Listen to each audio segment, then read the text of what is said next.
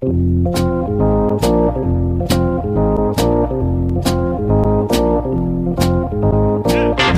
us a little bit about what you saw and being able to relay that message to Cora when you watched Kimbrel pitch and kind of help out so he wasn't tipping his pitches. So tipping pitches, we hear about it all the time. People at home understand what tipping pitches is all about. It's amazing. And that's remarkable. Alex, according to Michael Mayer, at Mike Mayer 22, the executive editor of Metsmerized, a Mets blog, quote, the Mets and their families are having a talent show on Friday. Katia Lindor is the heavy favorite as a concert violinist. Pete Alonso, meanwhile, is working on a comedy routine. I struggle to think of 3 sentences that could provide me more new information that I should have already known about. The absolute whiplash of going through that. Seriously. Okay, talent show, fun event, like a thing, a team building exercise. I'm sure Max Scherzer was heavily involved in planning it. He seems like the events guy, the events coordinator for the New York Mets. Katia Lindor, whom I religiously follow on Instagram because she posts great content about the New York Mets and her and Francisco Lindor's lives. And the occasional tipping pitches tweet. Without even realizing it. Yeah, just resharing it from one of those. I love what is like the economy of the Instagram tweet aggregators? Mm-hmm. Should we get in on this? We just we changed our account name and we aggregate our own tweets. We go way more viral on Instagram than Twitter. I mean, that's what you got to do, right? Just screenshot your shit and put it everywhere. Yeah, but knock off the account name though, because that's what all of those accounts have to do. Right. Can't have anonymize it. You can't knowing who came up with the idea. That's the internet, right? It's taking other people's content and passing it off as your own. The Zuck algorithm is much better than the Elon algorithm these days, I have to say. We could go viral much easier on Instagram than Twitter. We are being shadow banned. The views are down. Trying to wrap my head around a Pete Alonso comedy routine, though. He already did one for his charity event last year. Do you recall this? No, I thought you were talking about his home run derby performance the other year, because that was funny to me. We can't continue without you hearing this. I'm not going to tell a bunch of butthole and dick jokes. I'm going to leave that to professionals, but I do have a story. So our manager, I think he was older than Buck. Almost impossible. He's older than Buck. He's in his whitey tighties that were sagging down to here with 2 Miller Lite tall boys. He comes in the office like this, or in the clubhouse like this. God damn it! That was the worst offensive production I've ever seen. We didn't execute. This was absolutely horrible. I can't believe this. You sucked, and you were fucking horrible. And all of us are scared shitless. We're just a bunch of 19-year-old kids just looking around at each other like, oh my God, what's he gonna say? And these are the next words that came out of his mouth. Are any of you motherfuckers in here a virgin? We're a bunch of 19-year-old kids. We're like really like tiny little mouths. We're like seriously, raise your fucking hand if you're a virgin.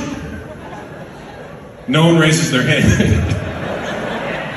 He's like, good. Now you motherfuckers know what the fuck I'm gonna be talking about. Now let me ask you another question. Do you think when you fuck, we're like, holy fucking shit. This guy's off his rocker. This guy's off his fucking rocker. No one said anything. He's like, good. Now when you step in that fucking box, you don't fucking think. If you don't think when you fuck, you don't think when you hit. You grab the fucking bat and you just fucking hit. Alex, that was Pete Alonso's first attempt. I appreciated his disclaimer up front, because when I heard Pete Alonso comedy routine, I was like, oh God, it's going to be a bunch of butthole and dick jokes, isn't it? Because that's what my mind goes to when I think stand-up comedy, it's butthole jokes. I mean, that's one of the jokes in the Oscar Best Picture frontrunner, Everything Everywhere All at Once. So I don't know. It's like the peak of comedy these days. I hope he's refined his craft a little bit. I don't know if I would call what he's done to this point. Now, clearly, I can't speak to the talent show that at time of recording is 2 days away, and at time of publishing will have been 3 days ago. I don't know if what I would call what we just played a snippet of stand-up comedy. No, there's no jokes. That was storytelling. It was a funny story. Was it? I mean, he has an almost unique ability to not be funny. Uh-huh. Or like not be funny in the way that a stand-up comedian needs to be funny. He's funny like between two ferns funny. Like so unfunny that it's really funny. You know, like when he did his Area 51 thing with Kenny Mayne, which we talked about on the show a few years ago when it happened. That was not, he wasn't trying to be funny and therefore he was much funnier. Yeah, it's not like there's structure to his jokes. Like, it's not like he's setting up tension and then throwing a twist in there. He's just kind of hoping you're going to laugh at. I appreciate that he was like, I'm not going to tell a bunch of dick jokes. Then he tells a story about his hitting coach talking about fucking. And I'm like, This is like his charity event? Right. I don't know. He's getting some pity laughs in there, though. That's for sure. Yeah. Some real, like, sign a team-friendly extension Pete laughs. Yeah. He could afford to go blue a little less, I think, honestly. I agree. You know, if he really wants his burgeoning stand-up career to blossom, what he needs to do is he needs to get on Instagram Reels, and he needs to start doing some crowd work. That's like 30% of the videos that I see on my Instagram Reels is just like 28-year-old white stand-ups just having a conversation with people in the crowd. Not even a funny conversation, just a conversation like, where are you from? Yep. Tuscaloosa. Cool. Moves on to the next person. It's like, all right. It's like Tuscaloosa. That's in Alabama. Yeah, you're right. I mean, the other 70% is guys saying, like, you can't say the things that I'm about to say anymore. And I know that Pete has one or two of those ideas in his head. He could just combine them all into one big thing. Well, no, not the other 70%. Maybe like 30% more, and then the final 40%, at least on my Instagram Reels, is just people talking about bulking and getting natural physiques. All right, that one's on you, using bro. steroids. It is on me. I told you about this last episode. I know. The internet is really figuring me out. You know, it's giving me the bulking content. It's giving me crowd work. It gave me a Skinamarink ad on MyFitnessPal. Are you familiar with Skinamarink? Honestly, no. I saw a Joe Biden deepfake video. Yes. Yeah, where from he's Zach Silverberg. Right, exactly. And that was my entry point. Right. It's kind of all you need to know. Skinamarink is like this experimental horror film where it's just like an hour and 25 minutes of just darkness and just children being trapped in a house with no doors or windows and hearing noises and being scared. It's like an immersive horror experience. Started on YouTube, became a feature film that somehow made it into like a bunch of movie theaters nationwide. And it's just the children for an hour and 20 minutes going, did you hear that voice? What's that over there? Enough with experimental movies. I don't need experimental movies. Really? Just coming out strong in favor of the boring flick. I like it. Oh, were you a fan? I didn't mean to offend. If you were like a big Skinamarink head. I didn't even see it. There is a Skinamarink hive for sure, though. Mm-hmm. Not quite as powerful and robust as the Babylon hive, of which I am a key member. Pete Alonso, Skinamarink bulking joke at the Mets talent show. This is like word cloud association in my head. Chat GPT could never. I'm patiently awaiting more reporting on this front. You know, I joked that we should get credentialed and we should fly down there and cover this, treat it like the World Series more or less, because that's this is kind of right in our wheelhouse. Yeah. What baseball players think is their second talent besides playing baseball. Mm-hmm.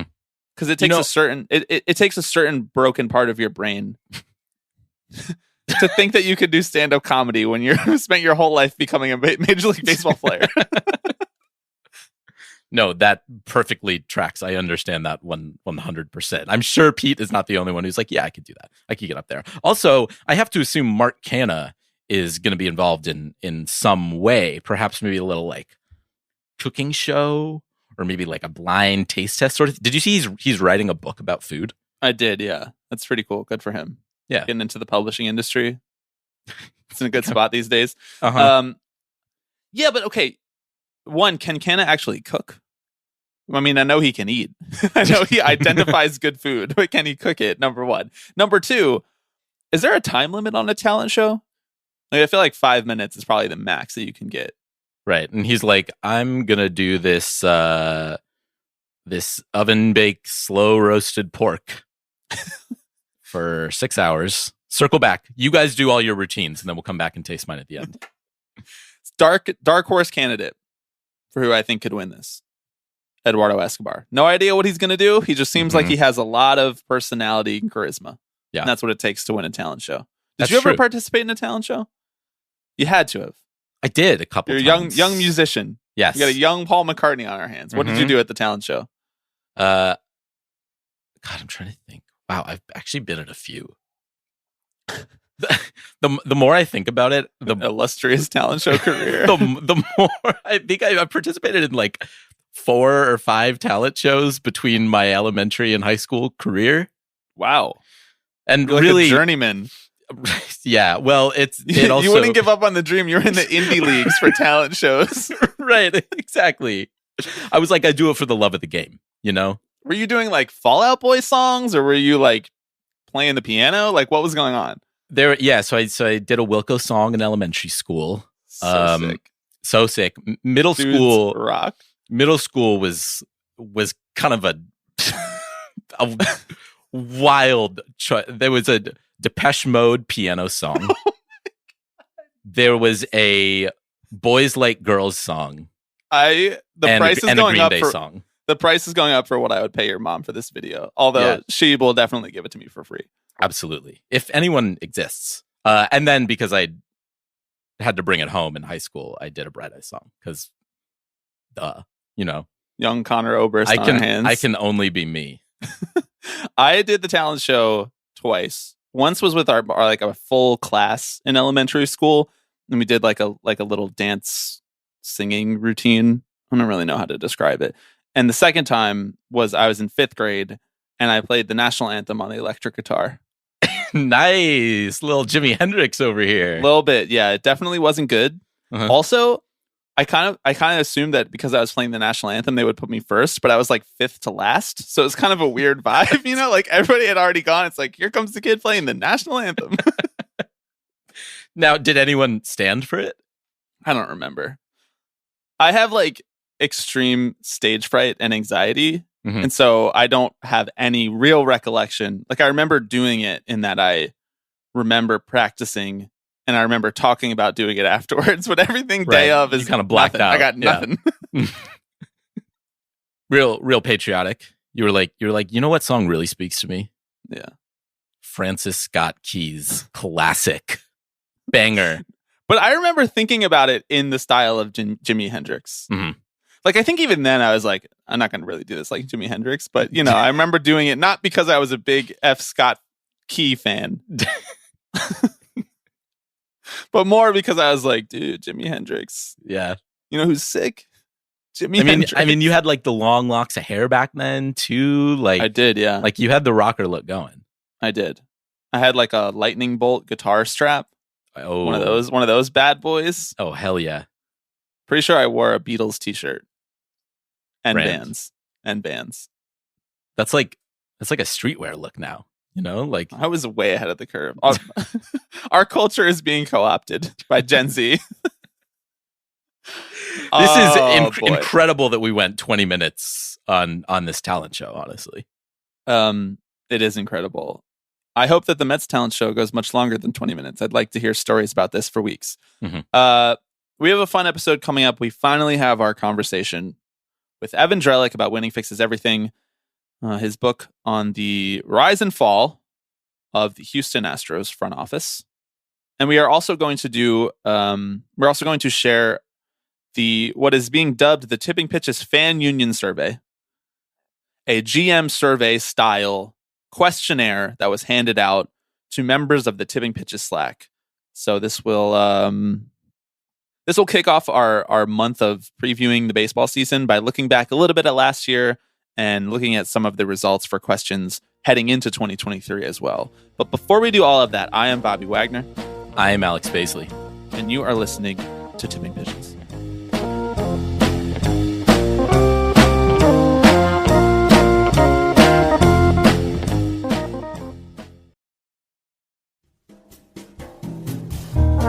This episode of Tipping Pitches that you're listening to right now is brought to you by Anchor.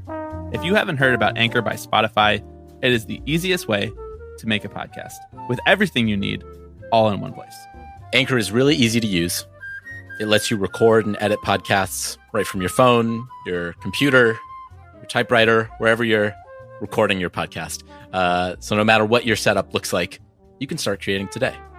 Then you can distribute your podcast to the most popular listening platforms, including Spotify, with a single tap. Anchor is the only place you can publish video podcasts to Spotify. With Anchor, not only is it easy to make and distribute your podcasts, but you can also earn money from your podcasts in a variety of ways, including ads and things like podcast subscriptions.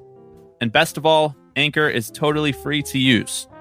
So if Anchor sounds good to you, download the Anchor app or go to anchor.fm to get started.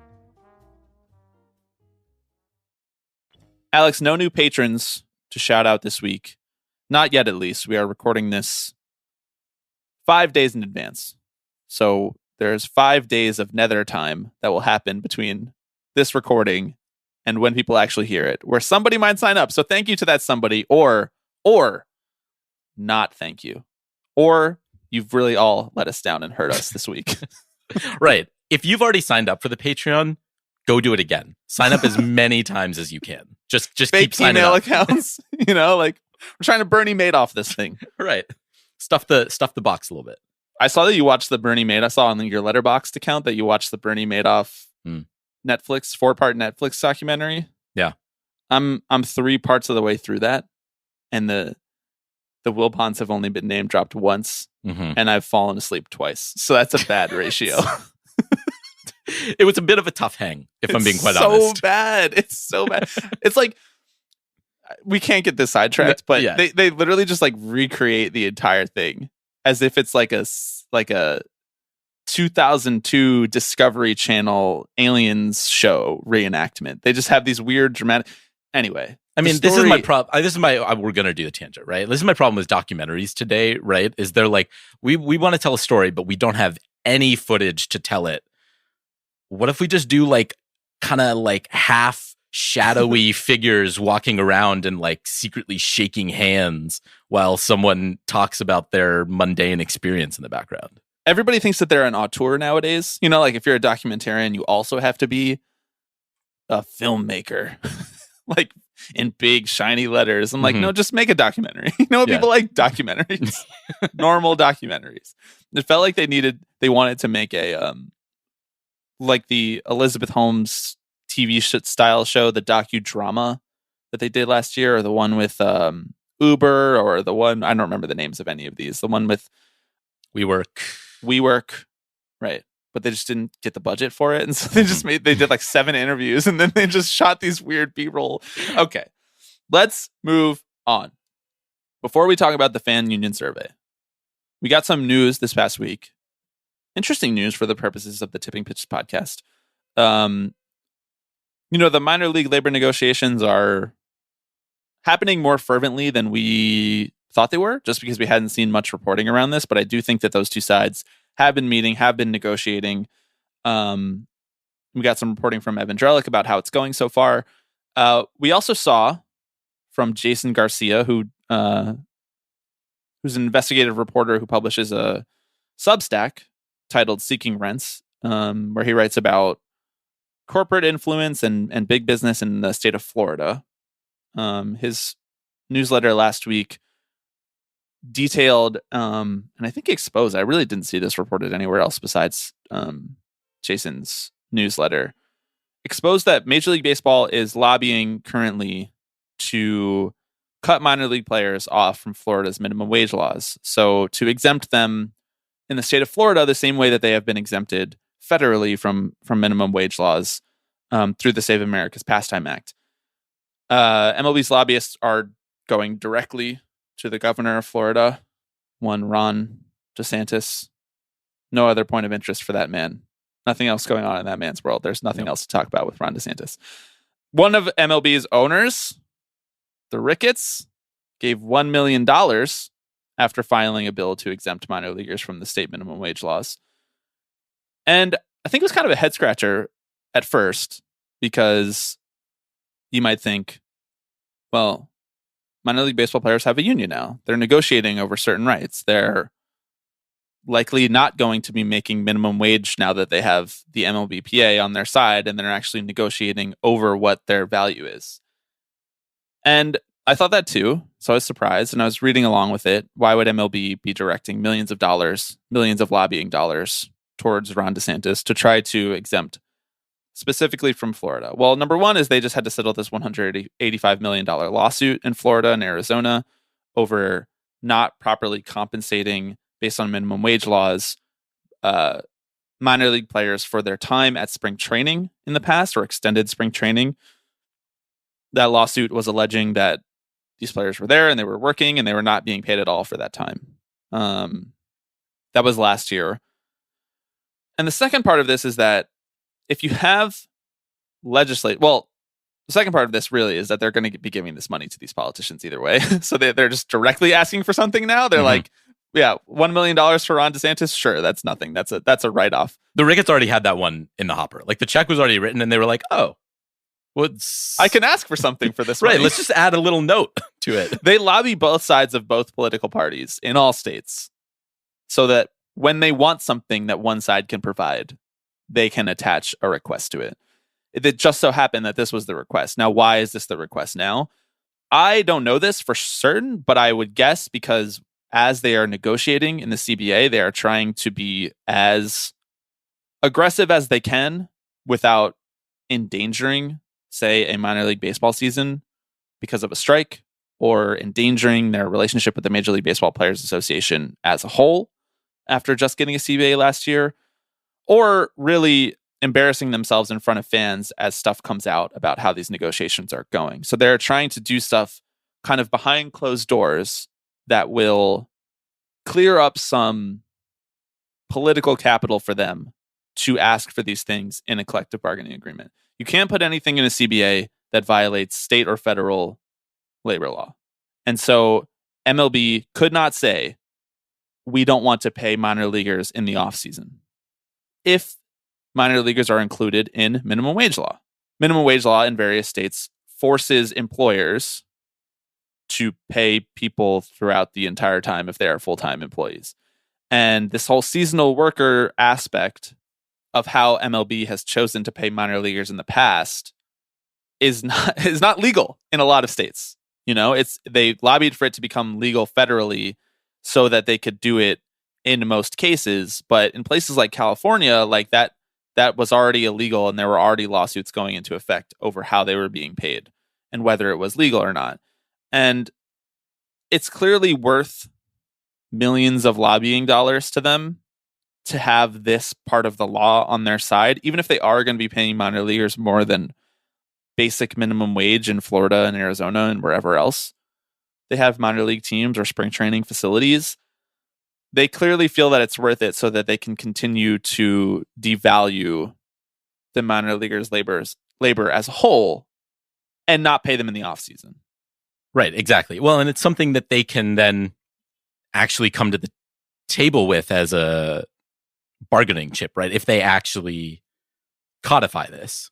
Because as you said, I mean, right now, obviously, Congress passed the Save America's Pastime Act, which exempts minor leaguers, but states don't follow those amendments to federal wage law. So they're basically saying, we just want to make it clear that minor leaguers are not being paid minimum wage, right? They're basically saying we want to extend this exemption to supersede the state law at the moment, basically.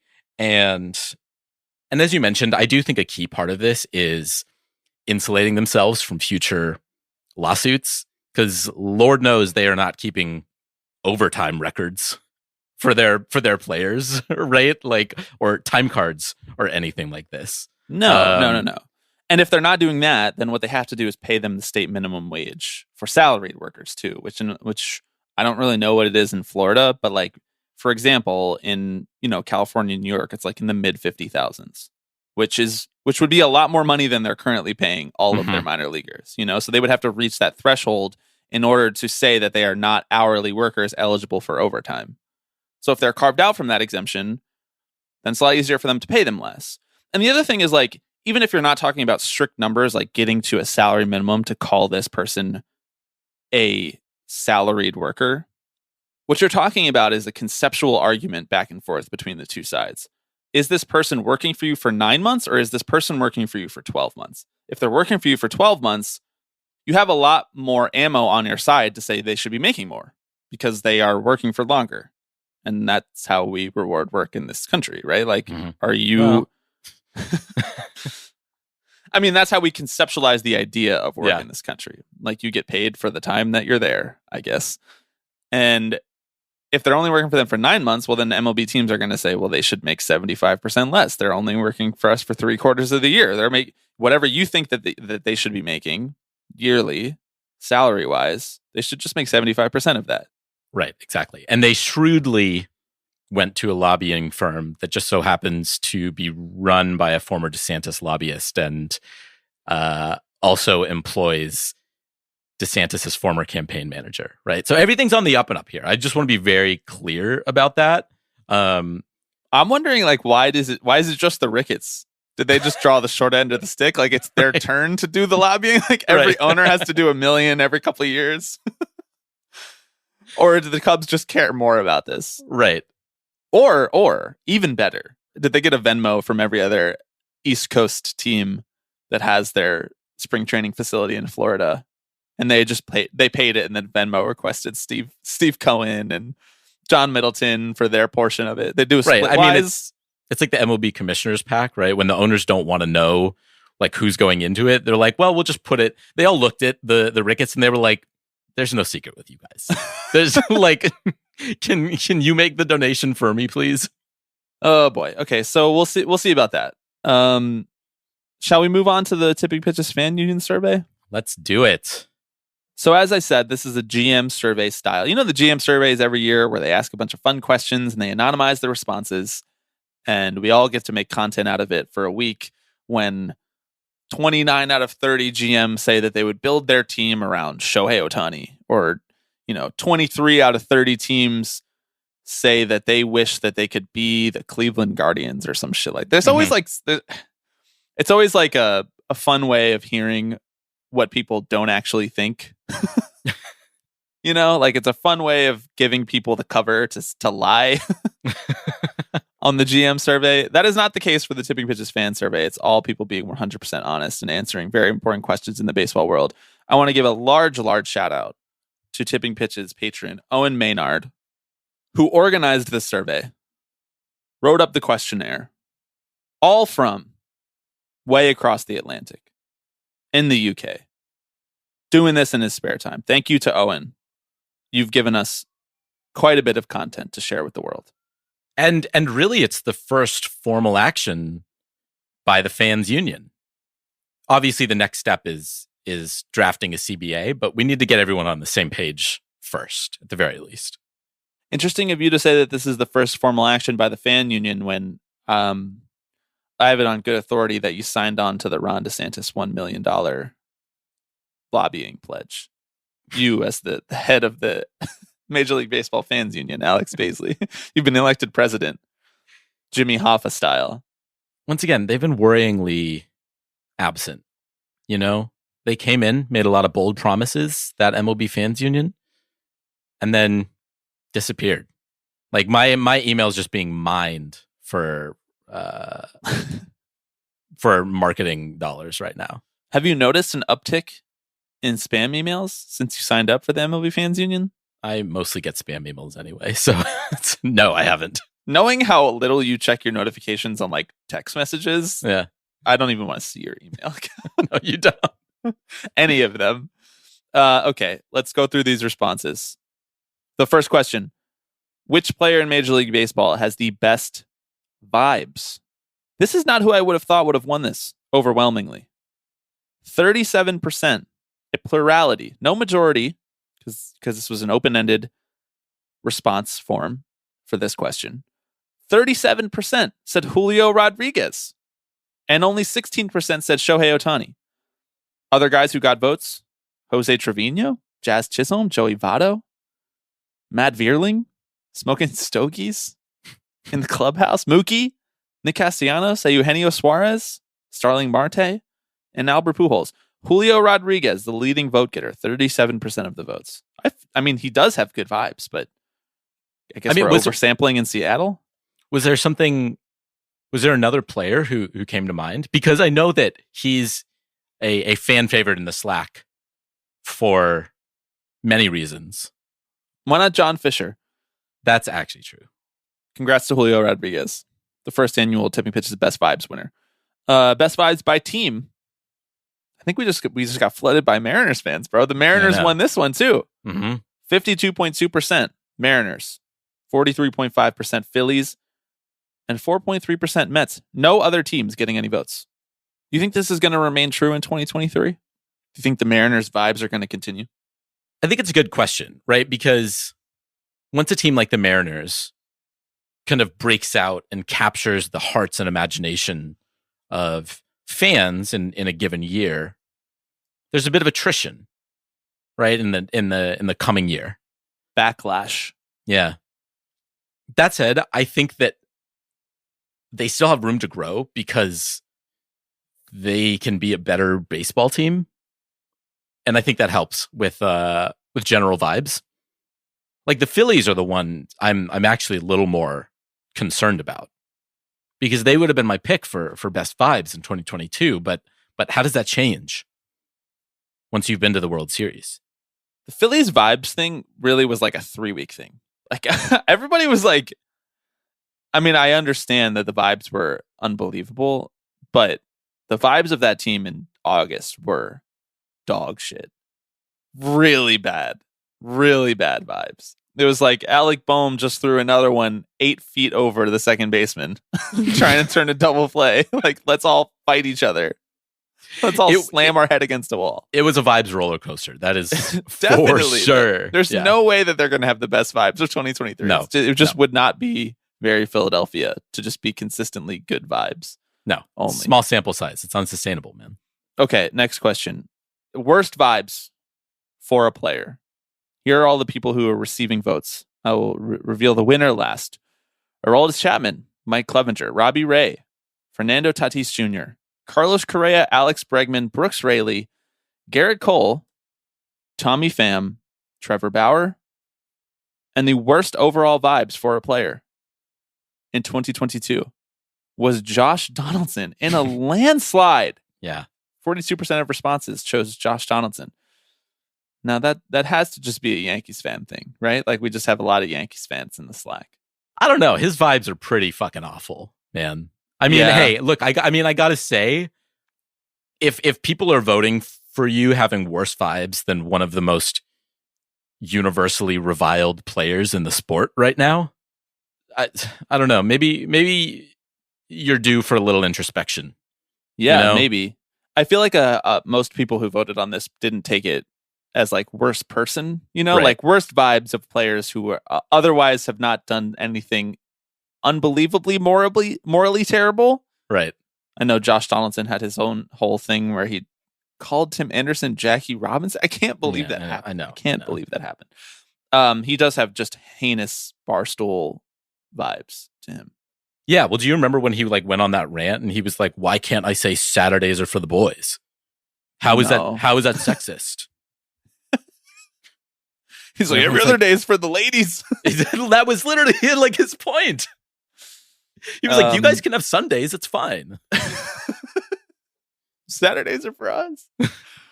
Worst vibes for teams. A's, Angels, Braves, Rockies, Cardinals, Padres, Astros, Reds, Yankees, Nationals, and Rays all receiving votes, but taking the cake was the 2022 Chicago White Sox. I think that's right. Really? I think that's right. They had really bad vibes. Tony La Russa all year. Totally. Starting off the year by taking down the Loretta's Lounge sign and replacing it with La Russa's Lounge is not a good way to start it. Having Jerry Reinsdorf within 100,000 miles of your franchise, let alone owning it and signing the checks, is another terrible way to get the vibes cranking. And then the good things about the team really went out the door quickly. A lot of injuries to the fun players. Some regression from some of the pitchers. Really only like a handful of bright spots that I can think about. Dylan Cease, I guess, who, your mileage may vary on how much of a bright spot he actually is. He's a pretty great pitcher. Don't want to know anything else about him. Nope. The other teams on this list here, there are 12 responses here, so it's almost half the league. Most of these got just a handful of votes. The A's are on here, bringing up the rear. I really don't think their vibes were that bad. They were just non-existent. Like they didn't really have much of a pulse from like July on. Right. Yeah, exactly. Like there was just kind of no emotion there. It was like, all right, well. Who do you think should have had the worst vibes? Who would you have voted for? Well, maybe on reflection, the White Sox are a good answer. I think the Nats vibes were pretty rough this year, honestly. Yeah. With the whole, they tied for second. Yeah, they did tie for second. They had the whole Soto thing, the threat of ownership change. But perhaps that's less of a vibes thing and more of just like kind of a like disappointing franchise thing. Like the Padres made it on here, and when I saw that, I was kind of like, wow, that's a little harsh. And then I reflected a little bit, and I'm like, no, the actual vibes in that clubhouse were tough at some points during the season. So weird. Really weird. Tatis missing the whole year and like getting into a fight with Machado at the end of the previous year. Yeah, some weird vibes. Seems like they've ironed everything out. Yeah, in San Diego, but we will see. Bob Melvin's coming in, steady hand. This Walter White looking ass. Just won't let this go. He just looks so much like Walter White. Bryan Cranston. Pre-shaving his head. Pre-Heisenberg date. Anybody? No? Okay, let's move on. Best tweet of the year. Best baseball tweet of the year.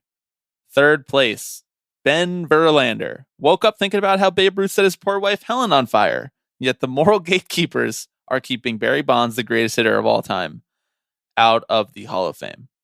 That's the bronze medal, Alex. Indistinguishable from a drill tweet. I just want to say it. Second place, at B. Nightingale, our good friend Bob. Heard of him. It is now midnight, and no one is moving, as the two sides moving ever so closer. My personal favorite tweet of all time? Of all time. And first place, John Heyman. Arson Judge appears headed to Giants. The tweet that spawned 1,000 jokes. I think that was recency bias. There's no way that that's a better tweet than Ben Verlander or Bob Nightingale. There's no way. Also receiving votes were Tungsten Armo Doyle, which I think is like a 2 or 3 year old tweet at this point. Yeah. And the pitching ninja tweet of the Raisel Iglesias throwing a box of sunflower seeds with the tail attached to it, as well as Sean Murphy getting hit by a pitch and sticking his ass out. Yeah. I have to give the Heyman tweet some credit, right? I understand you don't have to hand it to John Heyman. I think part of the reason why it holds so much gravity is like he was actually trying to like convey information, So was Nightingale. Yeah, but he was trying to convey that no one was moving as the two sides were moving ever so closer. Right. But here's the thing is he wasn't wrong, right? It was close to midnight. No one was really moving, but they were moving closer. Heyman got like a third of the words wrong in his tweet. And it has actual implications. on the game of baseball. It's so true. I think that maybe why I'm not responding as much to Arson Judge as other people clearly did is that I missed it the first time around. Yeah. I didn't see this tweet, and it didn't make me think that Aaron Judge was going to be on the Giants. Right. So you didn't get to experience so it in much, real by the time. way, actually. Now, I know I'm sort of undercutting it, but still at the same time, even if he was right, he still hedged. He says appears headed to Giants. Mm-hmm. Giving himself a little wiggle room. Okay. Best baseball moment of 2023. Receiving votes. The ear game. Presumably that's the Joe Musgrove ear game. I would not call that the best baseball moment of 2023 personally, but that's okay. The Phillies choosing Dancing on My Own as their anthem for the playoffs. Ohtani near perfect game. Minor leaguers voting to unionize. Miguel Cabrera's 3,000th hit. Mets comeback win versus the Phillies. Kyle Schwarber ejection. Amazing moment. Julio Rodriguez derby / all-star game breakout. Jesse Winker throwing baseball seeds onto the field during ejection and then someone door dashing him a pizza. I wasn't aware of this. Aaron Judge number 62. Cal Raleigh walk-off homer to send the Mariners to the playoffs. Pujols 700 and Harper NLCS home run tied for first. This seems right.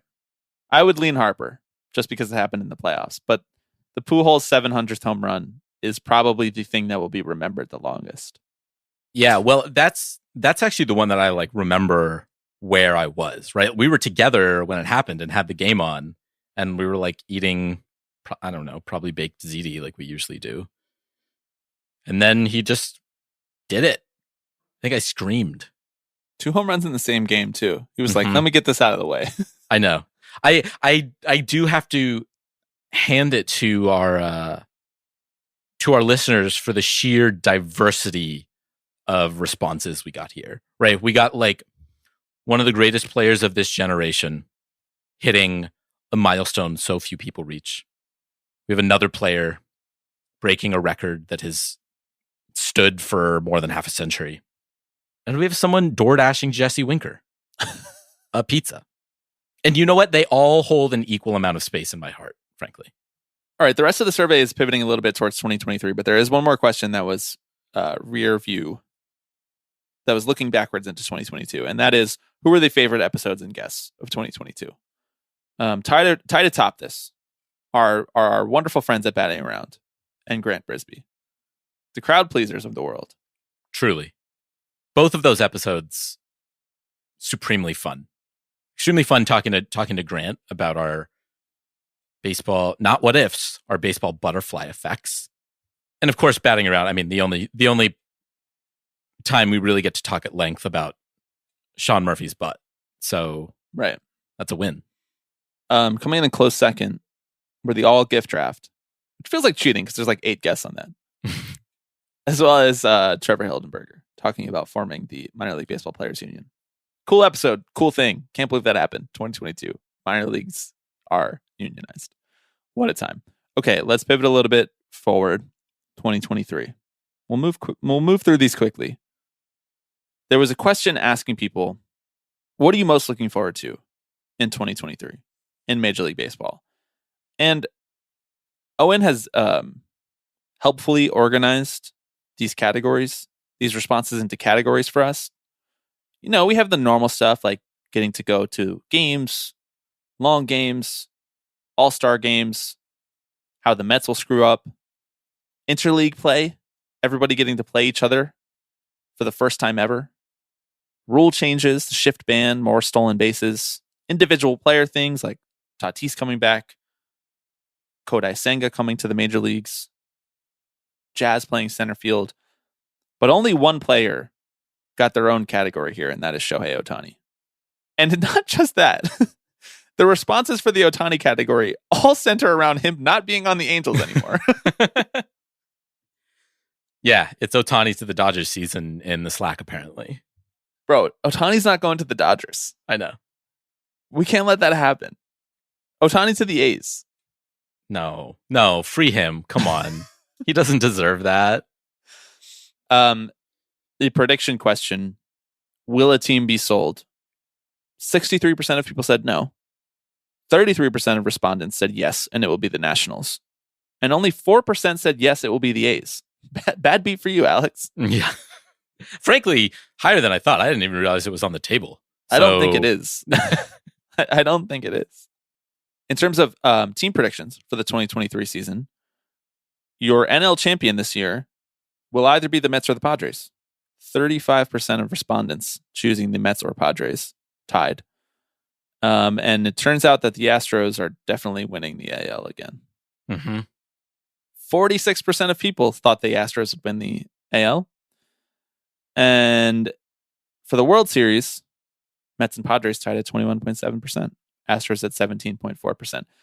Should we plot this against the Fangraph odds at the end of the year and see who's better? Tipping Pitch Slack or Fangraphs? I think we should. We're going to have to revisit all of these, really, and see how we fared. I got to say that the AL picks get a little chaotic further down the list you go. Tied for getting the third most votes for 2023 AL champions are the aforementioned Seattle Mariners. Okay, yeah. Sure. Okay. Some progression there, but yeah. And one Baltimore Orioles. I mean, hey, we have yet to see John Angelos' influence. So I don't want to put it past them. He's been very clear that next year is going to be the year, right? Now, he said that last year, so this is next year. I thought he said that about this year, too. Next year is still the year.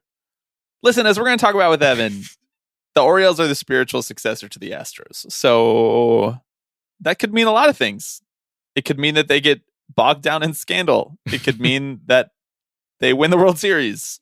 It could mean that the owner still doesn't invest in the team, but they win the World Series anyway. It could be anything. Yeah. Okay. We're getting near the end here. Most realistic guess you'd like to see in 2023? Lots of very creative interpretations of the word realistic. Receiving votes, Foolish Baseball, J-Lo, Craig Goldstein, David Roth. Some of these people we've already had, right. And other of these people are J-Lo. Are like A-list celebrities. David Roth, Richard Staff, John Cusack. Actually, I mean, we could do it. Outside chance of getting him. Vinny Pasquantino, Mike Duncan, Meg Rowley, Tony Clark, Scott Boras, of course, A-Rod, Joe West, Bernie Sanders, Sean Doolittle, and the number one desired guest for 2023, Spencer Strider. All right. Is it realistic that we get Bernie Sanders on the pod?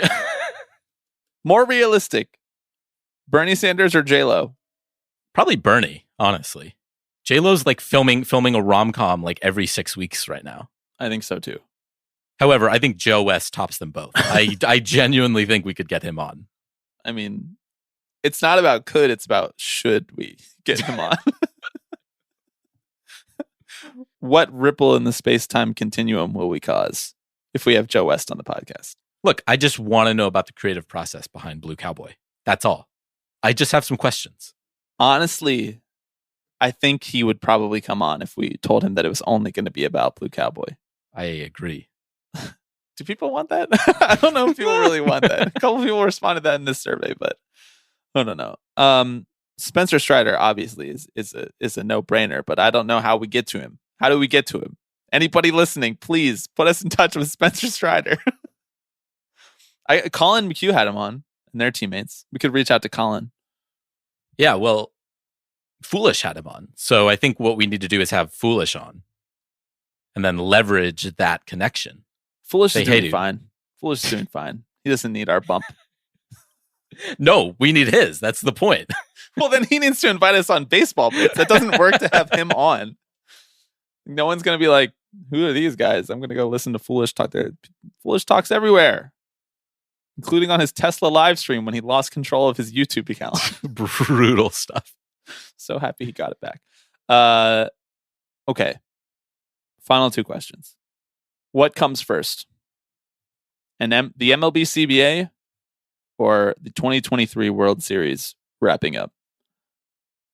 Alex, 83.3% of people think that the 2023 World Series will end before we receive the 2022 Major League Baseball Players Association collective bargaining agreement. Do you agree with this?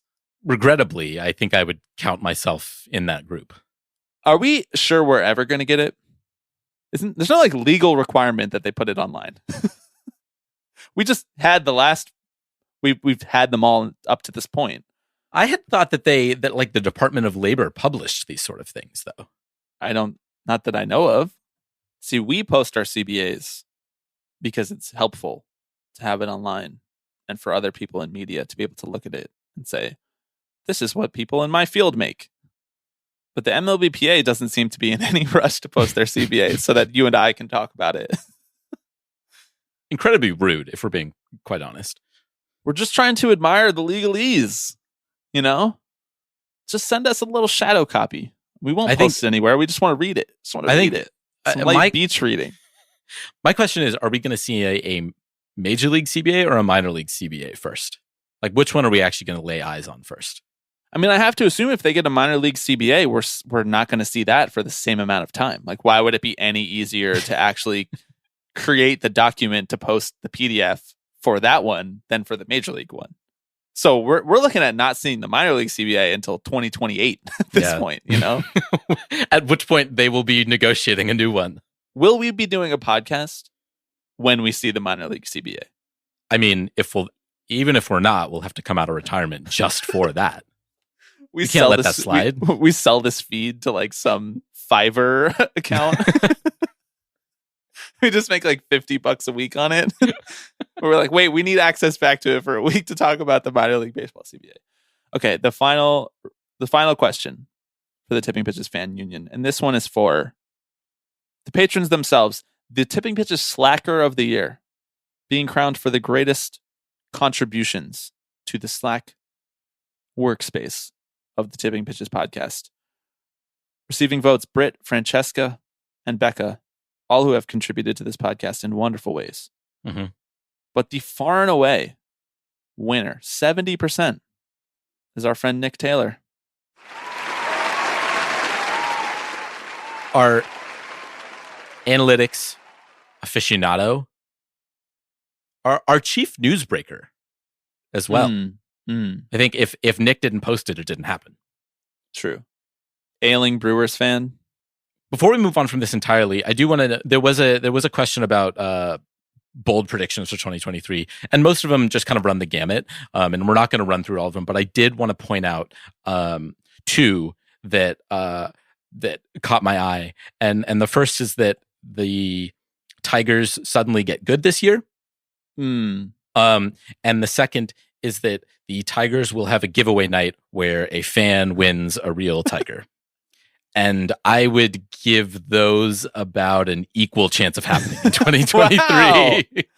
Gauntlet thrown, Tigers fans. Somebody also predicted that the A's will get good. So I don't know how many people were taking this one seriously. Yeah. Mm-hmm. Different interpretations of the word bold. Yeah. Just like there are different interpretations of the word realistic when it came to the guests that we could get. Okay. Thank you to everybody for participating in that survey. Thank you again to Owen for organizing it. Congratulations to Nick for winning Slacker of the Year. The bar has been set for whoever's going to win Slacker of the Year next year. If you would like to become a member of the Tipping Pitches Fans Union, you can sign up for any level of our Patreon, patreon.com/tippingpitches. You can participate in stuff like this. More importantly, you can just participate in the Slack day to day. It's a really fun place to be.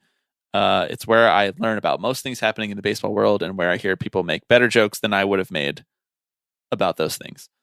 The truth is that the Slackers are funnier than we are, so that's a bad beat for us, I guess. Yeah. We're all funnier than Pete Alonso, and that's what brings us together.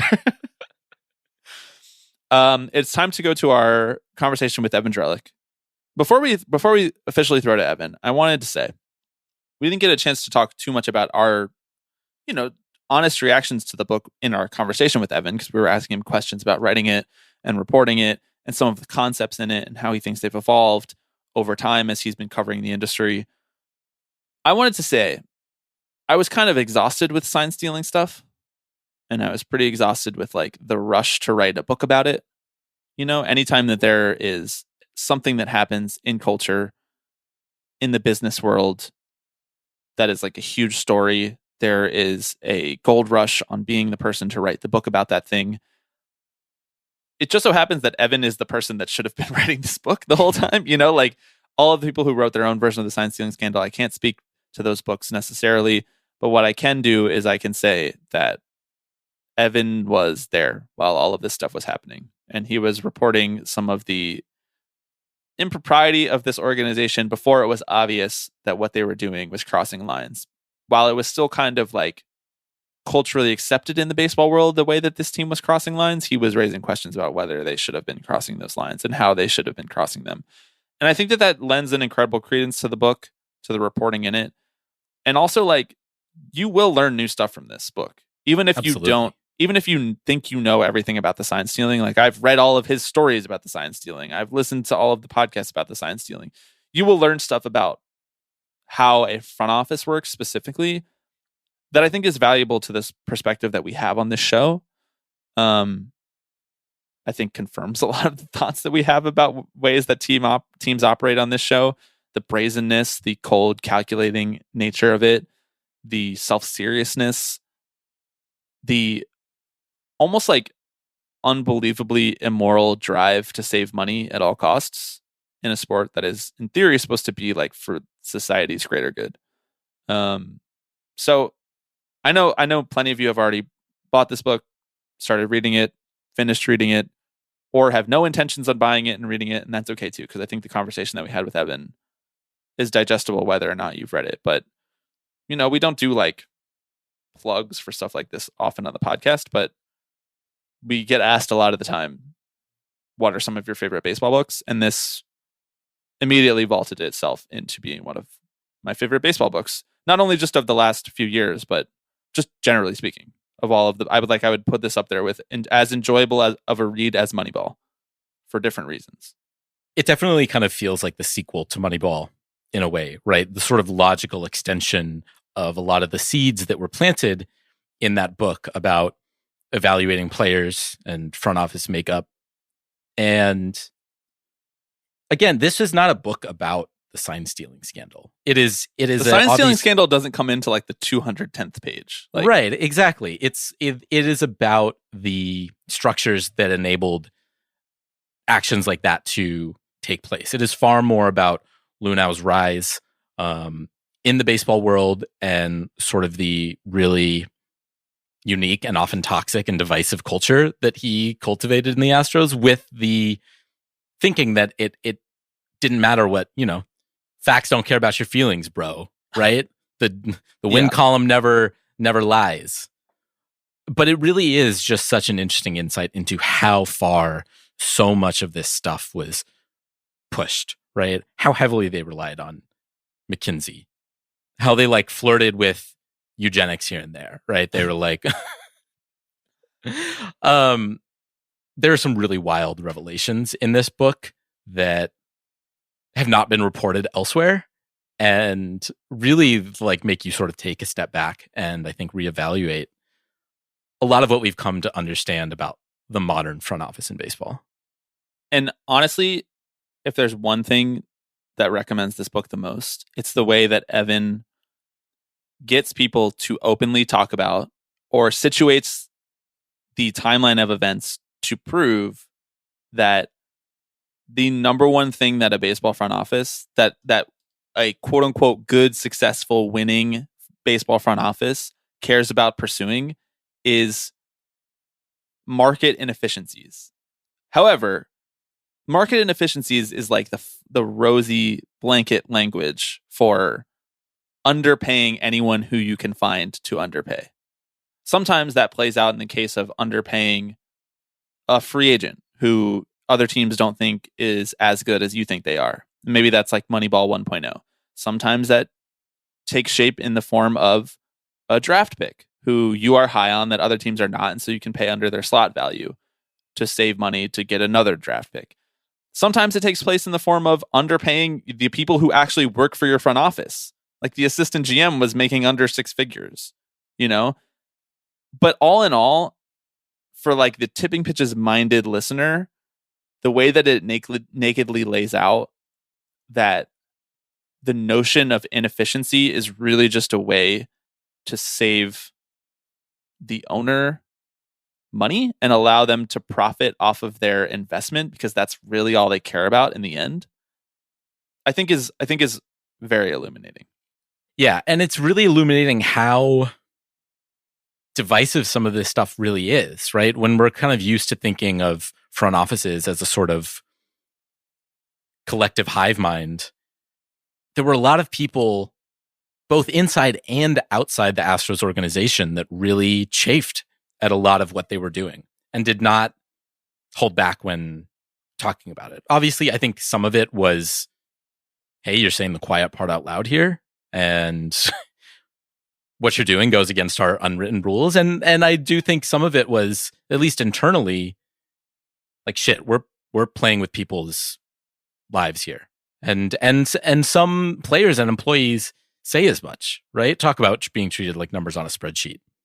And at one point they're talking about employees moving from one front office to another, and the amount of people that Luhnow took with him from the Cardinals, and one anonymous employee says, yeah, it's not a free labor market here. We don't really get to sort of choose where we end up. It's kind of at the discretion of our employer. And that was like kind of a throwaway anecdote, but it was also very illuminating to me that there's so much about this sort of underbelly of front offices that we really have very little awareness of.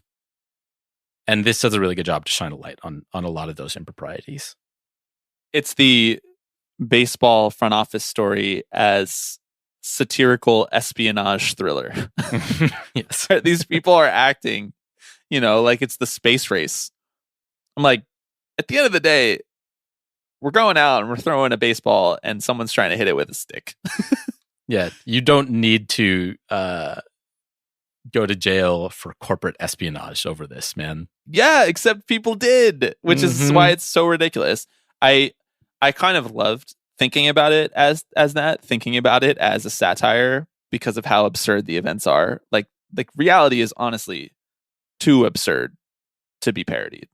And that's something that we say a lot on this show. And in the case of the Astros, it's like they brought in this ragtag group of former investment bankers and people who wanted to get into baseball front offices because they liked playing fantasy baseball when they were in college, and astrophysicists and all of these people. And they all sat around and told each other how smart they all were. And it ultimately resulted in most of their careers ending, or like a lot of their careers ending because of the way that they went about it. It's just, it's very funny. It's funny. Yeah, I found myself laughing. Man. Found myself laughing. Okay, let's go to our conversation with Evan Drellich. When I wanted you to share my life, I had no doubt in my mind, and it's been you, woman, right down the line. Long awaited, Evan Drellich to talk about his book, Winning Fixes Everything. Evan, the fanfare is through the roof in the Tipping Pitches community for this book and for the conversation about it. First off, how are you doing? You've had about 1,000 conversations about this book in the last month. How do we make this not super boring for you? No. It's good. It's good that people want to talk about the book. It might mean I don't shower as much as I'd like, but it's good that people want to talk about the book. What is this sort of reception that you've been seeing when you've been like talking to people? Like, are there certain sort of strains of shock? Is there, like, around the baseball community, is there kind of a sort of, this is a very well laid out sort of archaeological almost exploration of the Astros? Like, what are people coming back to you with? Yeah, I think angry Astros fans aside, which is well expected. I've been pleased that I think people have seen and understood the larger story that I was trying to tell. Like I've really only had positive responses about kind of the overall of the book, the composition and the like broader story and stories that are being told. And so that's satisfying. I wanted, I stayed very quiet during the time I was working on the book, even while other people were talking and writing about the Astros, how we broke the story, all this stuff. And it was very tough, but I wanted to get to a point where people could have the full picture. And I'm glad that people are reading, and, several people have been, I get the notifications on Twitter that said, it was a page turner, and that's like really satisfying. That's what you want. You want people to want to read and digest the whole thing. When I was reading it, I found it to be like very cinematic, like it moves from scene to scene very smoothly. And just it felt very satisfying to like see everything. I know all this stuff, like for the most part. Obviously, there is stuff in the book that has never been reported before, but a lot of the stuff you've reported already throughout various articles, either when you were with the Chronicle or with the Athletic. I guess, I wanted to start by asking you, how much of this book was reported sort of in real time, like pre you and Ken breaking the story, versus how much did you need to double back with sources? Because I imagine the tenor of those conversations was definitely changed after the story broke officially. No, there was a ton of new reporting for the book. I mean, there's also old reporting, including stuff that I hadn't, some stuff from interviews that I'd never published. So it's really drawing on 10 years of my reporting career. It goes back to when I got to Houston in November of 2013. And so the book took, I guess, roughly 2.5 years to do. The first year was 2020. That year was all reporting. And then I set out to write. I holed myself away in Joshua Tree for a month. Wow, like the Bono of the baseball media world. Yeah, it was in between. It was technically in something called Morongo Valley, which is in between Palm Springs and Joshua Tree. Right, but I needed to. I'm kind of a tunnel vision type. I needed to get away. It was still during the pandemic, and it's a year's worth of reporting. A lot of the stuff is, some of the stuff I knew but hadn't been able to dig into. And some of the stuff is truly just all new. I mean, so it's a mixture. But I learned a lot during the reporting process. It wasn't like it was, I had a sketch, I had a sense of where it could go, but I still needed to have conversations and figure out exactly where it was going to go. What was the kind of sense of people's response when you were sort of talking with them about this? Was there because there's a lot of really frank conversations that are had in this book. There are a lot of people who were there at the time who do not mince words when it comes to that. So was there a sort of a sense of relief, almost like, there's a story to tell here? Was there, friction because people didn't want you sort of unearthing some of this dirty laundry? Like, how did that kind of go throughout the reporting process? Yeah, probably both of those. I think, you had this major thing happen, right? That it falls apart, and yes, the team it's maintained success on the field, but the front office fell apart, right?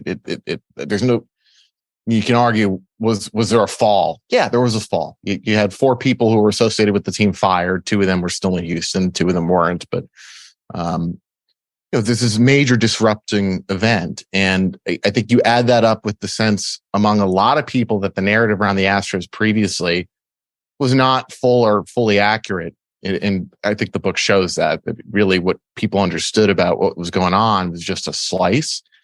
And so I think people were just, not everybody, but many were kind of ready to explain here, here's what really happened here. And, baseball in general, I guess it's not just baseball specific, although I think baseball is pretty, it fosters this kind of environment where people just don't want to talk and put themselves out there. But, maybe I don't know if that's changing generally, but people can reach a boiling point with that where you want to tell the truth and explain what really goes on. And, there was a lot of myth making, and there's always been a lot of myth making in baseball and sports in general. But, I set out to not be a myth maker.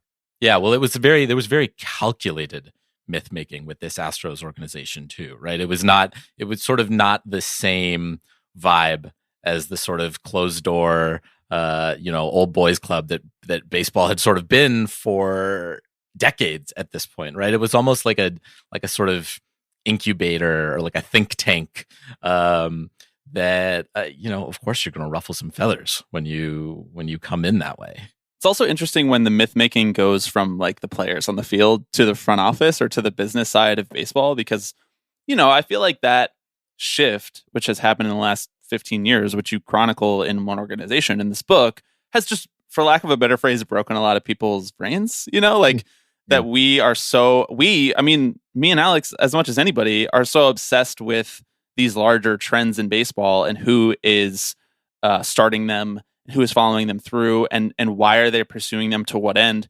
Something I was thinking about while I was reading it, Evan, was that this idea of disruption, which clearly is like the driving force behind what happened in Houston. Jeff Lunau wanted to come in specifically. He didn't care about being liked. He wanted to do things this way and see how it would play out. And Jim Crane empowered him to do that because he wanted to buy this team and completely turn it around, ultimately delivering them a World Series, obviously. I find it interesting how this notion of disruption is always just, we have to disrupt this so that we can save money, And I wonder if, like, throughout the course of reporting this, were people like self-aware about that notion that this disruption was really just like a financial game this whole time?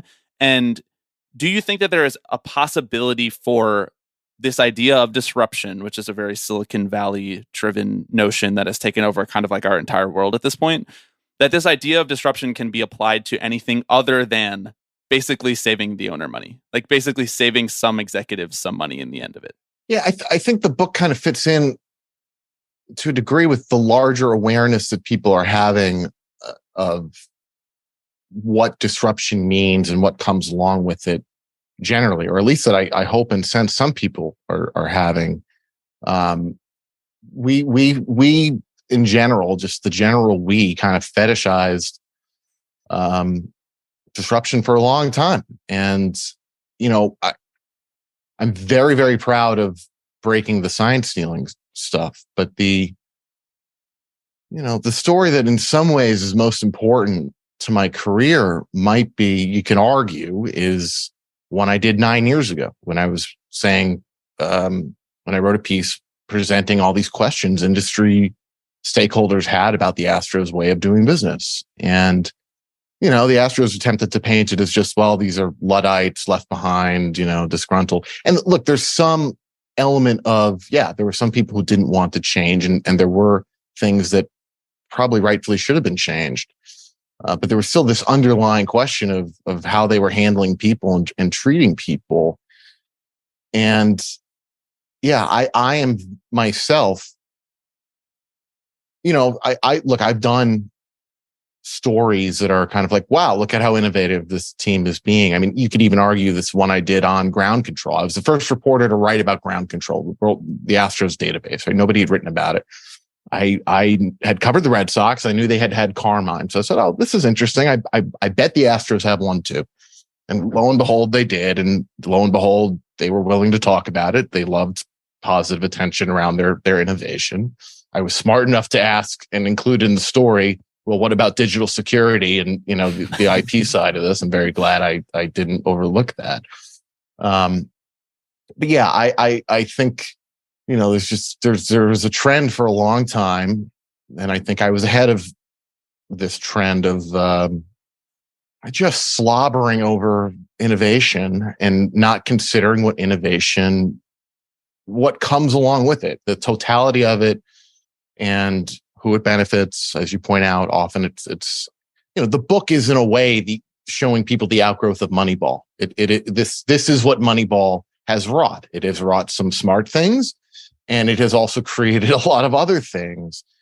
And I don't think people were sitting there thinking about it in those terms for a long time. It was simply, wow, look how smart these guys are being. Well, gee, what else comes along with how smart they're being? One of the striking things about this book to me is like how many familiar faces there are, like people who sort of dot various front offices across the game now, right? And are considered maybe some of the foremost minds in the sport. And I'm wondering, to the extent that Lunau and his ilk sort of represent this new wave of thinking about baseball, how much would you say they're kind of winning that broader fight against the old sort of methods? Like, a lot of these guys have gone on and, hold really high important positions across the sport of baseball. So, I mean, is it fair to say that, Lunau has sort of changed the makeup of front offices, not just with the Astros, but like more broadly speaking? I don't think that's unfair. You can get into a debate about how much of that next wave of Moneyball or the third wave of Moneyball, however you want to look at it, how much of it is Luhnow alone? It's not like the Astros were the only team. Friedman with the Dodgers, there are other examples of analytics-minded, forward-thinking teams. The Astros might have been truly the leader in player development, and they wanted to move quickly in general. They felt that the speed of adoption was going to create advantage for them, and more than that, or underlying all this, they were loud. Right, other teams were not as publicly trumpeting just how smart they thought they were, and B, their adherence to all this new thinking. So yeah, I mean, I think the book. I think it's in the marketing copy of the book that I think the book does make clear the Astros way is not going anywhere, and there is an inevitability to that when business owners are exposed to ways to save money, they'll that one way or another that was going to eventually come into baseball and go into any form of business. The scouting versus statistics debate, it's in some ways very silly, and you hear GMs today we use both. And I actually think the Astros were rather smart to kind of posit this question of, well, yeah, anybody can use both. It's how do you use it? How do you actually put it together and then make decisions off of it, right? I mean, Scout says this, numbers say this, but then how do you meld them? And then what is actually the decision-making process? But, there's this big fight in the Astros front office over the future of R&D and how do they keep innovating? And you have Luhnow and Sig Mejdal on one side, and Mike Fass and Brandon Taubman and Pete Patil on another side. And in a way, it's that latter trio is advocating for scouting information. Like, what is TrackMan and Andrew Tronic? It is scouting information, obviously captured in a much more robust way than I'm just looking at it with my eyes. Mm-hmm. But the concern Luhnow and Sig had, and wasn't totally invalid, was we're working on probabilities and odds here. If the model doesn't know how to incorporate, or we don't know how to assign the odds to these new streams of information, how do we trust it? And so kind of what those three, Fast, Taubman, and Patil, are advocating for is like, look, we've got to use this scouting information. It is scouting information gleaned from high-speed cameras and advanced technology, but it is, at the end of the day, it's still scouting information that they weren't sure how to incorporate quite yet. So yeah, I'm in many ways tired of the scouting versus statistics debate, but there's still very legitimate discussions to be had within it. It's not that it's in some ways tired, but there are some real topics within it still. Evan, I'm going to do something annoying, which is ask you a question that definitely doesn't have a clean answer, but I'm going to do it anyway. Why does baseball take itself so seriously? Like, why is everybody so paranoid, so intense? And in the case of this book, as you lay out, like, so conflict oriented within the Astros front office. Like, what about baseball, whether it's like the business side, the on the field side, the competitive aspect of it, the history of it throughout America, lends itself to this type of thinking and this type of acting being normal? A lot of what the Astros, front office was doing was not normal to people who have been in the baseball world for a long time, but the goal was normal. Like, they wanted to win at all costs, and all 30 organizations would probably tell you that that's what they want anyway. And like the rest of our lives, the way that these people are behaving is weird. Like, it's not how you would act at your job. So what about baseball makes it so self-serious and conflict oriented? Yeah, and some of the conflict in the Astros front office, I do think, was inherent specifically to the Astros. Right? There was a specific management style or lack thereof that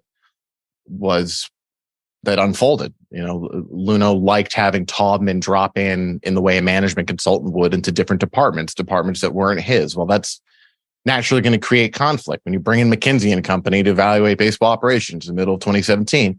That's going to create conflict. So other front offices don't have I think the Astros are an extreme example of that, at least just the general internal conflict they have. But I think your point overall still stands. To the self-seriousness part, I tweeted this the other day. I'd gone on a podcast with Derek Gould, who's a great beat writer for the St. Louis Post-Dispatch, and we had talked about the efforts for all these teams to label everything as proprietary and how it is over the top at times and I think unnecessary at times. I'm sure these front offices would all tell you, no, it's very necessary. And then a day or two later, I was at Mets camp and they asked all the reporters to leave the field for a proprietary drill. And, I remember being in Houston. This is a fun story. I think I told it on Gould's podcast. It was the only other place I've told it. It's not in the book.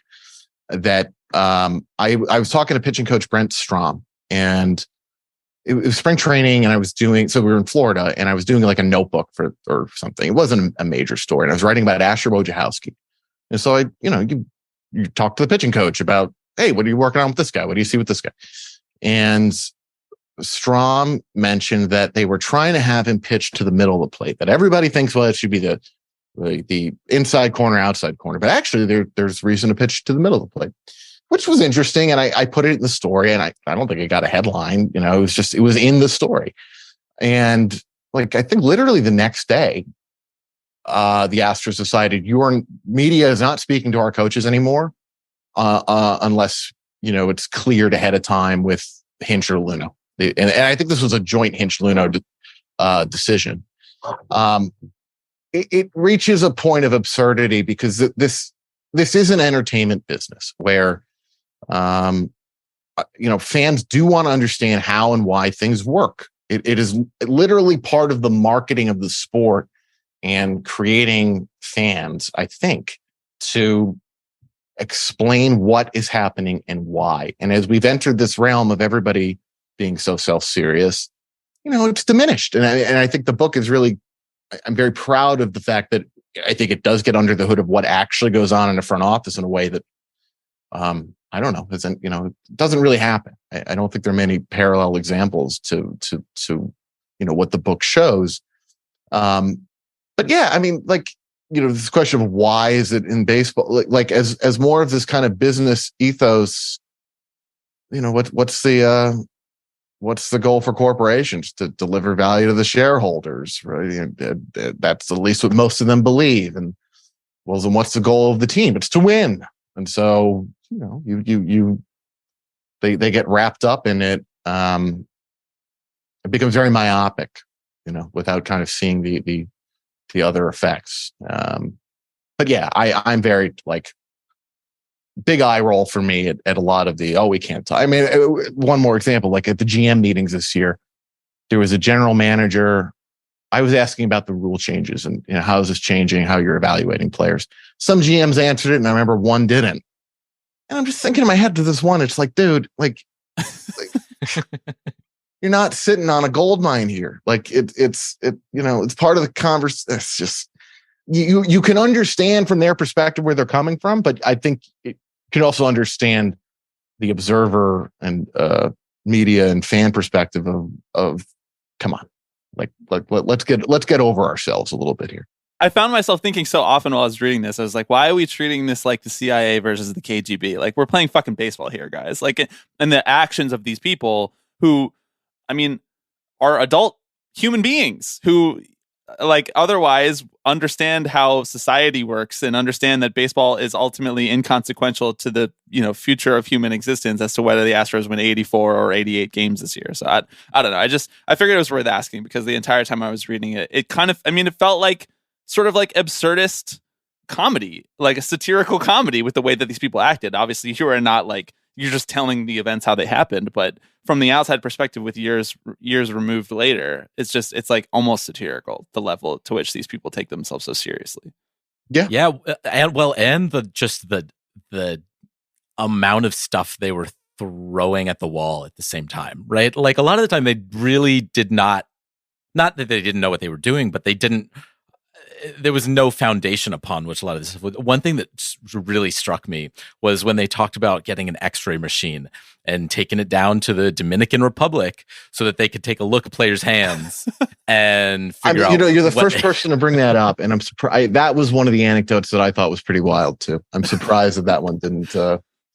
You try to sit and imagine, well, what are people going to write about or put into a news story? I thought that one was pretty wild.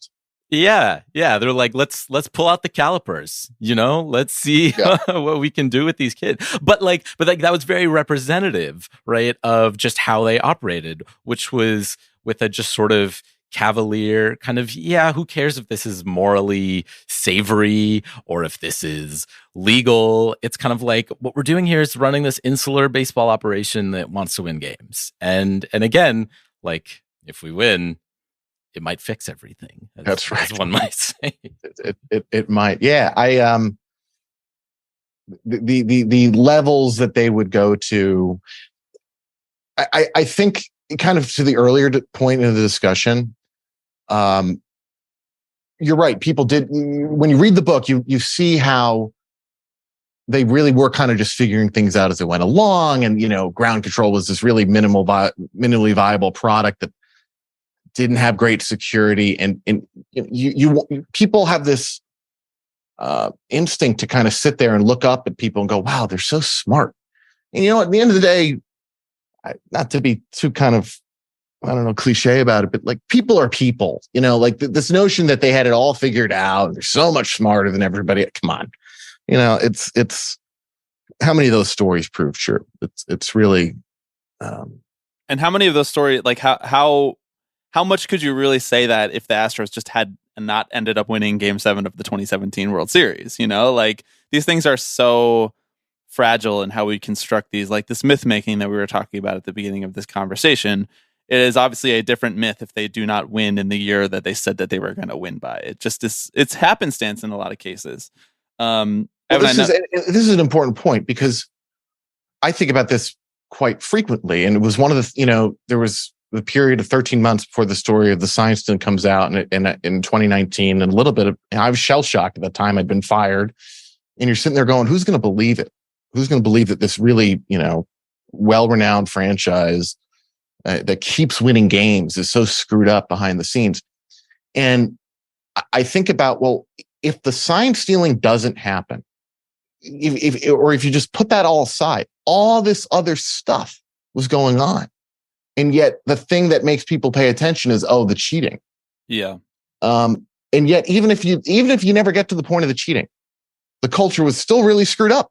And I think that's the conflict between the result on the field and the means to the end, I think should be unsettling for people. This notion that really all you do want is the title, and how you get there matter. And I think, and the Astros ended up being this extreme example of, well, yes, because they cheated. But even if they didn't cheat, there's still a lot to unpack there. And there's a lot of unsavory stuff beyond just the cheating. Obviously, what is driving, at least as they tell it, their decision-making is this ruthless pursuit of efficiency, which is very common in the sort of McKinsey style of thinking, is that the reason that McKinsey exists is to make everybody else more efficient. Never mind the fact that it's incredibly inefficient how these consulting companies usually are deployed throughout society, in that they are very expensive and they're an inefficient use of funds for a lot of companies that, either don't want to pay taxes or don't want to pay their employees more or anything like that. So I'm wondering, like, when you look at the rest of the league and this idea that efficiency, as Alex pointed out at the beginning of our conversation, efficiency has kind of spread itself to all 30 teams in certain ways, in Astrosian ways. Is there a team or a handful of teams that reminds you of being at the spot that the 2013 and 14 Astros were at right now? Well, I mean, if you're not leading me to the Baltimore Orioles, I don't know where. Well, it's interesting. The Orioles are an interesting question because it's a lot of the same brain trust, but obviously they can't act as brazenly as the Astros were doing at the time, because we now know how brazenly the Astros were acting, right? Yeah, I at this point, I think tanking is a grift. I think it's really a genius bit of marketing that, and I might have said this when I was on with you guys last time. It convincing people that it is good for them to not spend on their product, that's actually good for the fan and the consumer, is really, it's remarkable. I mean, where's the parallel? I'm sure we could think of something, maybe in the outside world, but it's really pretty unique. That hey, we're going to be bad, and that's actually good. Keep buying our product, keep following our product. Yeah, the cost saving element of what the Astros did is certainly being replicated in Baltimore.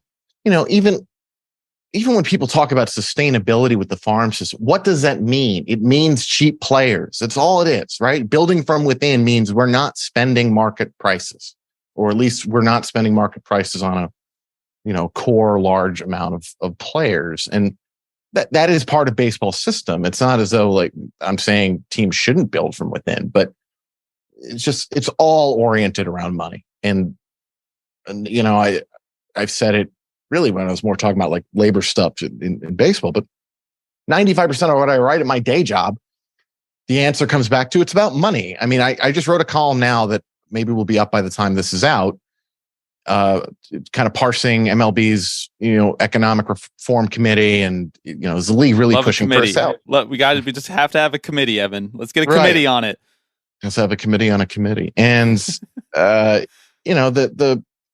the takeaway really at the end of the day is at the bottom line of every story is it's about money. And I actually think that it is unlikely, because it would take such a massive work stoppage and such a large amount of money that the owners would have to forego, as well as the players, to get a cap, right? Assuming it would take a year or more, and knowing that even if you had a year of work stoppage, that you might not still get the cap. It's a huge risk. It's a huge gamble financially. And it doesn't fit in with the practical way that Rob Manfred often approaches things to me, that they would actually go forward with this for the cost that would come along with it. So yeah, just a non sequitur too. It's all about money. What, Orioles or whoever, that's all it's about. Money fixes everything, baby. That's the real story, right? It's like, called it Moneyball, right? I mean, exactly. They did. We kind of ignored that part of it. Yeah, it's people don't really. Yeah, I think that word gets overlooked in a weird way. They didn't call it OBP ball. No. Last really quick question for you. I wanted to ask about the writing style of the book, specifically the dialogue, because so much of this book is conversations with people or recounting conversations that happened with either anonymous former executives or Astro staffers. Something I noticed about your writing is that it's like it's really directly conversational. You choose to leave in the likes, the pauses, the ums, the ellipses, and that's true of your writing in The Athletic. And I wonder if that was like a conscious decision with this book and with whoever you worked with, the editor or whoever, just because of how either sensitive the subject matter was, or because of how unique and nuanced some of the like moral gray areas of it was, or is that just how you style your writing? Yeah, it's an interesting question. You want the quotes to be readable. There's an interesting discussion to be had generally about if you remove even the most basic verbal tick. Yeah, should you indicate removal of that quote by using a bracket or an ellipses and a ... And different people, different editors would give you different perspectives on this. You want the meaning of the quote to be conveyed. If somebody misspeaks or starts a sentence in another way, do you include that M dash portion of it? I think largely I did. And for the reason that, this is tricky, controversial material, and I think you don't want people to be able to say, "Well, you misquoted me," right? And so I think for that reason, you're better off with just the exact words or as exact as you can. The reason I ask is because oftentimes it plays out in a way that you're just letting the person kind of dig their own hole with their word soup. Word soup is a phrase that you use to describe one of Manfred's statements about the Yankees sign stealing and the Red Sox sign stealing. And so I was wondering if it was sort of like a conscious decision or kind of like an editorial process decision, because, even in like quotes that you've had from Manfred in the past, like as he trails off, that's part of the delivery of the quote, is that they have nothing else to say here and they can't really justify what they're doing, even to themselves out loud as they're saying it. And so many times in this book, I found myself thinking, wow, this person like really isn't even making any sense. And yet the quote being here provides you the opportunity to understand that this person is not making any sense, even in their own twisted logic. Yeah, there's kind of two ways you can do it, and I think the book does both. And it's, it's really up to the writer reporter to do it how they see fit. You can be very explicit about how to interpret something, or you can lead the horse to water or kind of leave it open. And I think I did both. And there are definitely, like if I wanted to have been, I could have been very explicit at the end of the Cardinals chapter or later in the book. Everything that happened in St. Louis is a parallel to what's going to happen in Houston. Right? I didn't use those exact words. But my hope would even be like if somebody ever reread it, knowing what happens in Houston, you go through the Cardinals stuff and realize like, oh, like this is, there's stuff early in the book where Robert Holloway, who was Luno's colleague at this tech business before Luno gets to baseball, is talking about the one area I thought Luno needed to improve was his external relations, and I had no doubt that he would. Just a matter of time, right? And there's a narrative choice there. I can say, well, we'll find out, or just kind of let that linger. And so, you try to make those decisions as best you can, and you hope people see the parallels where you see the parallels. And sometimes you're explicit. I think I explicitly said, Rob Manfred bringing in McKinsey at MLB was acting as an agent of change in a similar way to Luno. I think I explicitly said that. And if I didn't, I hoped people would realize that too, right? That you had this kind of parallel track between the commissioner's office and Luno himself, that there are actually these similarities between the two. So yeah, you want to lead people to some things and let them make some decisions for themselves and see what they catch. And you also want to be really explicit about some things. And, you can have a debate about which ones you should do either track for. It certainly helps when the people you're talking to are happy to self-incriminate, or at least talk very candidly about the somewhat unsavory tactics they were using. You don't need to lay it all out when they're going to do it for you. And yeah, when there was an executive who compares the Astros to Amazon at the end, and I think I have something afterward, and I called it a loaded comparison, trying to suggest to people, well, think about what that, what does Amazon entail? Right. I could have not done that, and then you run the risk that people read that and go, great. Well, so that's inherently good, or is it not? Right. So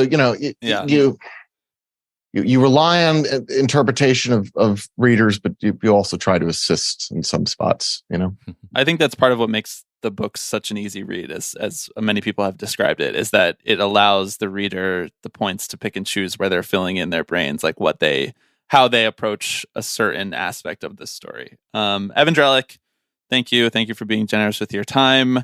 We very much enjoyed this book. Best of luck with your 1,000 more interviews with it, sir. Thank you, guys. I appreciate it.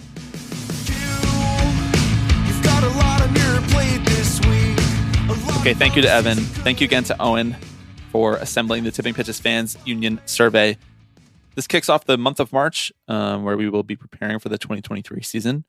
As I mentioned on the show last week, next week we have a fun one-off style episode, which we, are hoping will be fun for you guys to listen to. Quasi-Oscars related, which is all I will say about it. And hopefully this can be another kind of yearly thing that we do to preview the baseball season. Following that, we'll have the Tipping Pitches Band Topics. The last week of March, we will have the Tipping Pitches All Gift Draft, as per usual. And then the baseball season is starting. If you'd like to call into the Tipping Pitches podcast, the number is 785-422-5881. You can email us at tippingpitchespod@gmail.com. DM us tipping_pitches on Twitter. The Patreon is patreon.com/tippingpitches. This laundry list is getting longer and longer of things that I have to say at the end of every podcast. Thank you to everybody for listening. Thank you, Alex, for sticking strong on the other side of this marathon episode. Anything else to let people know about? I'm just going to say that there's one final question on the fan union survey, and that was your favorite Slack emoji.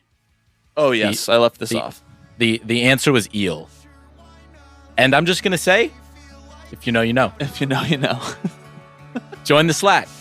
Thanks, everybody, for listening. We'll see you next week.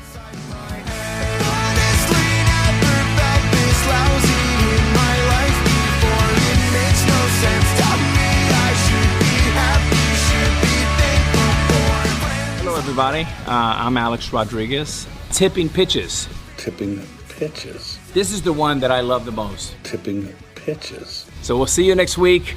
See ya!